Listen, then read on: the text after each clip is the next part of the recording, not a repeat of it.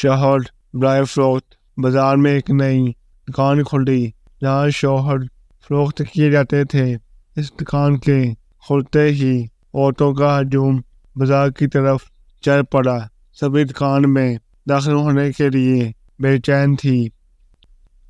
دکان کے داخلہ پہ بورڈ پر کچھ ہدایات اور شرائط لکھی تھی۔ اس دکان میں کوئی بھی عورت یا لڑکی صرف ایک بار ہی داخل ہو سکتی ہے۔ دکان کی 6 منزلیں ہیں اور ہر منزل پر شوہر کی اقسام کے بارے میں لکھا ہوا ہے۔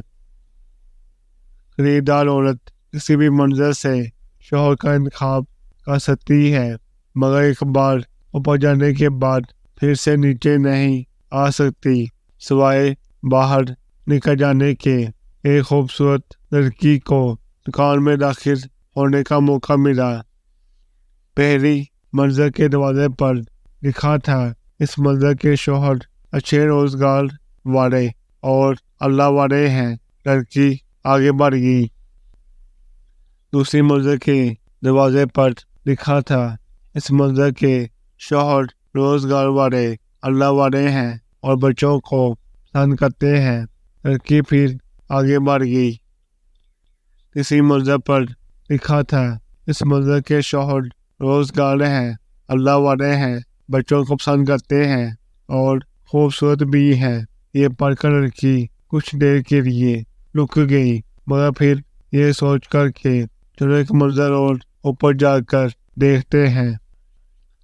چوتھی منزل کے دروازے پر لکھا تھا، اس منزل کے شوہر روزگار ہیں، اللہ والے ہیں، بچوں کو پسند کرتے ہیں، خوبصورت بھی ہیں اور گھر کے کاموں میں مدد بھی کرتے ہیں۔